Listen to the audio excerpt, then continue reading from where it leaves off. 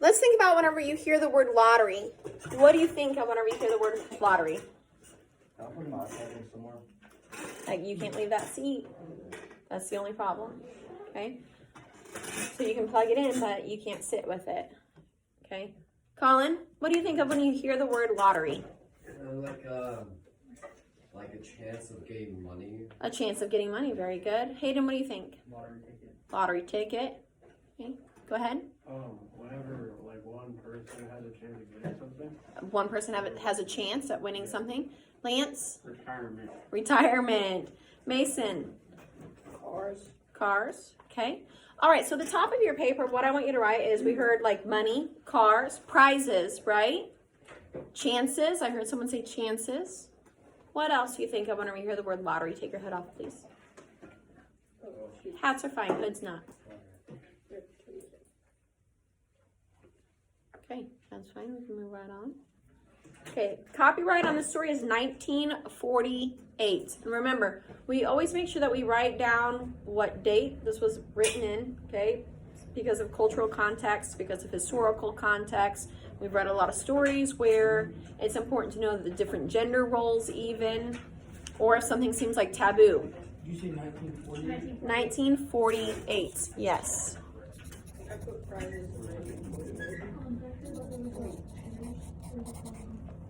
Okay.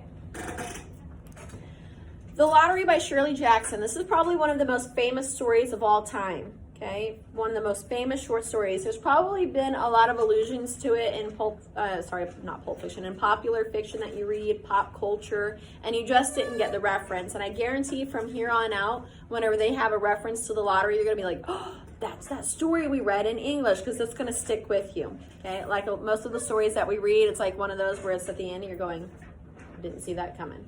Okay. The morning of June 27th was clear and sunny, with the fresh warmth of a full summer day. The flowers were blossoming profusely, and the grass was richly green.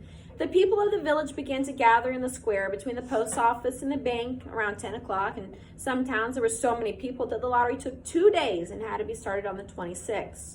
But in this village, where there were only about 300 people, the whole lottery took less than 2 hours. So it could begin at 10 o'clock in the morning and still be through in time to allow villagers to get home for noon dinner. So what's the tone here? How do you feel? Ordinary. Peaceful, ordinary. Is it familiar? Yeah. Am I talking about the lottery right now? I'm not talking about the lottery. It's kind of just like everyday life. It's like everyday life. It's like a small town setting. It's something that we're familiar with. It's just like St. James or Bland, whatever it is, okay?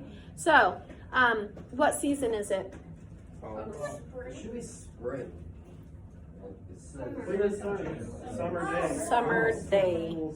Full summer day. Okay, it's in June. The children assembled first. Of course, school was recently over for the summer, and the feeling of liberty sat uneasily on most of them. They tended to gather together quietly for a while before they broke into boisterous play, and their talk was still of the classroom and the teacher, of books and reprimands. Bobby Martin had already stuffed his pockets full of stones, and the other boys soon followed his example, selecting the smoothest and roundest stones. Bobby and Harry Jones and Dickie Delacroix, the villagers pronounced the name Delacroix, eventually made a great pile of stones in one corner of the square and guarded it from the raids of the other boys. The girls stood aside, talking among themselves, looking over their shoulders at the boys, and the very small children rolled in the dust or clung to the hands of their older brothers and sisters. Soon the men began to gather, surveying their own children, speaking of planting and rain, tractors and taxes. They stood together away from the pile of stones in the corner, and their jokes were quiet, and they smiled rather than laughed. The women, wearing faded house dresses and sweaters, came shortly after their menfolk. They greeted one another, exchanged bits of gossip, and they went to join their husbands. Soon the women, standing by their husbands, began to call for their children, and the children came reluctantly, having to be called 4 or 5 times. Bobby Martin ducked under his mother's grasping hand and ran, laughing, back to the pile of stones. His father spoke up sharply, and Bobby came quickly and took his place between his father and his oldest brother. The lottery was conducted, as were the square dances, the teen club, the Halloween program, by Mr. Summers, who had time and energy to devote to civic activities. He was a round-faced, jovial man, and he ran the coal business, and people were sorry for him because he had no children and his wife was a scold. When he arrived in the square, carrying the black wooden box, there was a murmur of conversation among the villagers, and he waved and he called, "Little late today, folks." The postmaster, Mr. Graves, followed him, carrying a three-legged stool. Underline that, three-legged stool. And the stool was put in the center of the square. Mr. Summers set the black box down on it. The villagers kept their distance, leaving a space between themselves and the stool. And when Mr. Summers said, "Some of you fellows want to give me a hand?" there was a hesitation before two men, Mr. Martin and his oldest son, Baxter, came forward to hold the box steady on the stool while Mr. Summers stirred up the papers inside of it. The original paraphernalia for the lottery had been lost long ago, and the black box, now resting on the stool, had been put into use even before Old Man Warner, the oldest man in the town, was born. Mr. Summers spoke frequently to the villagers about making a new box. I want you to underline that, where we're talking about the black box, okay? Even make a note out to the side where you just write black box, okay? This is important to note. But no one liked to upset even as much tradition as was represented by the black box. There was a story that the present box had been made with some pieces of the box that had preceded it, the one that had been constructed when the first people settled down to make a village here. Every year after the lottery, Mr. Summers began talking again about a new box, but every year the subject was allowed to just fade off without anything being done. The black box grew shabbier each year. By now, it was no longer completely black, but splintered badly along one side to show the original wood color, and in some places, faded or stained. Mr. Martin and his oldest son, Baxter, held the box securely on the stool until Mr. Summers stirred the papers thoroughly with his hand. Because so much of the ritual had been forgotten or discarded, Mr. Summers had been successful in having slips of paper substituted for the chips of wood that had been used for generations. Underline that right there. Slips of paper substituted for chips of wood.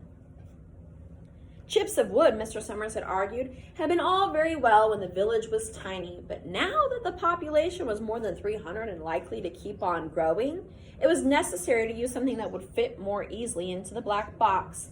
The night before the lottery, Mr. Summers and Mr. Graves made up the slips of paper and put them in the box, and it was then taken to the safe of Mr. Summers' coal company and locked up until Mr. Summers was ready to take it to the square the next morning.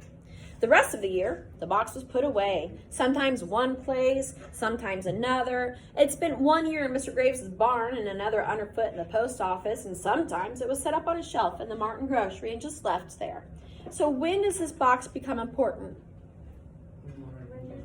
When the lottery comes on June 26th, when they have to put the slips of paper into it, okay? What happens to the box the rest of the year? It just gets put in a place and forgotten, right? And not even the same, it's not even the same place. No place important.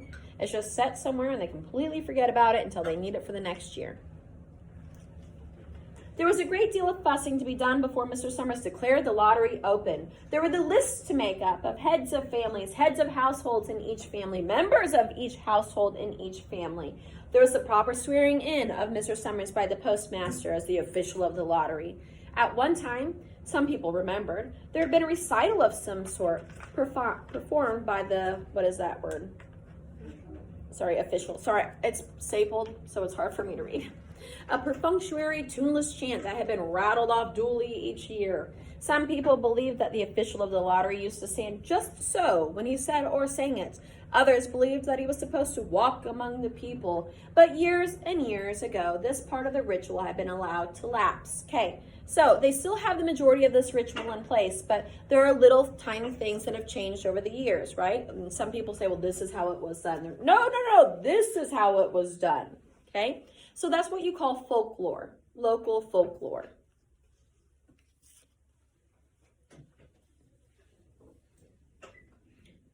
There had also been a ritual salute, which the official of the lottery had had to use in addressing each person who came up to draw from the box. But this had also changed with time. Until now, it was felt necessary only for the official to speak to each person approaching. Mr. Summers was very good at all this, his clean white shirt, his blue jeans, with one hand resting carelessly on the black box. He seemed very proper and important as he talked interminably to Mr. Graves and Mr. Martin. Just as Mr. Summers finally left off talking and turned to the assembled villagers, Mrs. Hutchinson came hurriedly along the path to the square, her sweater thrown over her shoulders and slid into place in the back of the crowd. I clean forgot what day it was, she said to Mrs. Delacroix, who stood next to her, and they both laughed softly. Thought my old mate was out back stacking wood, Mrs. Hutchinson went on, and then I looked out the window and the kids was gone, and then I remembered it was the 27th and I came a-running. She dried her hands on her apron, and Mrs. Delacroix said, You're in time, though. They're still talking away up there. Mrs. Hutchinson craned her neck to see through the crowd and found her husband and children standing near the front. She tapped Miss Delacroix on the arm as a farewell and began to make her way through the crowd. The people separated good-humoredly to let her through. 2 or 3 people said in voices just loud enough to be heard across the crowd, Here comes your Mrs. Hutchinson, and Bill, she made it after all. Mrs. Hutchinson reached her husband, and Mr. Summers, who had been waiting, said cheerfully, Thought we were going to have to get on without you, Tessie. What's the tone? Cheerful. Cheerful. Country. Are they familiar? Yeah. They're all familiar. Do they all know Miss Hutchinson? Yeah, not only do they all know her, they're joking along with her, right? They're having a good old time. It's a small community. They all know each other.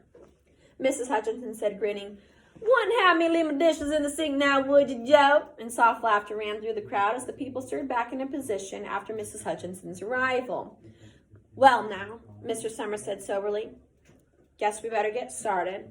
Get this over with so we can get back to work. Anybody ain't here? Dunbar, several people said. Dunbar! Mr. Summers consulted his list.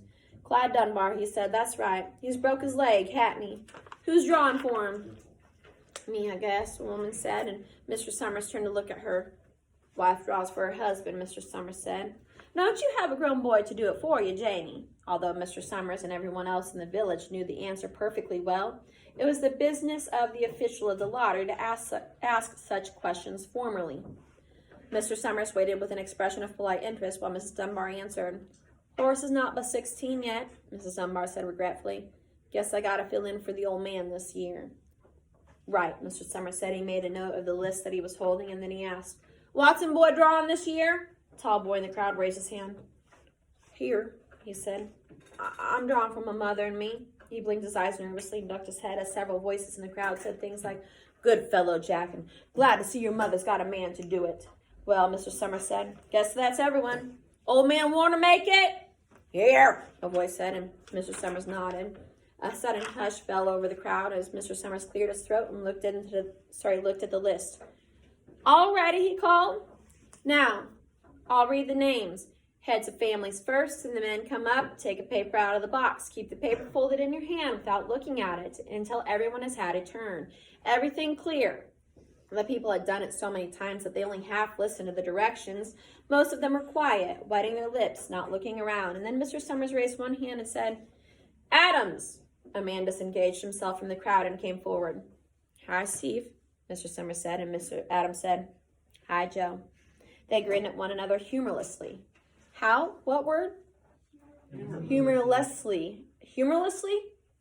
Or humorously? Humorlessly. That is a very, very important part of that word right there. Don't misread it. And nervously. Then Mr. Adams reached into the black box, took out a folded paper. He held it firmly by one corner as he turned and went hastily back to his place in the crowd, where he stood a little apart from his family, not looking down at his hand. So this man goes, selects a piece of paper, he comes back, and does he stand right next to his family? No, he stands just a little apart from them. That's called foreshadowing. Okay, we're going to stop right there, so that way we're not in the middle of something weird whenever we need to leave and go to lunch.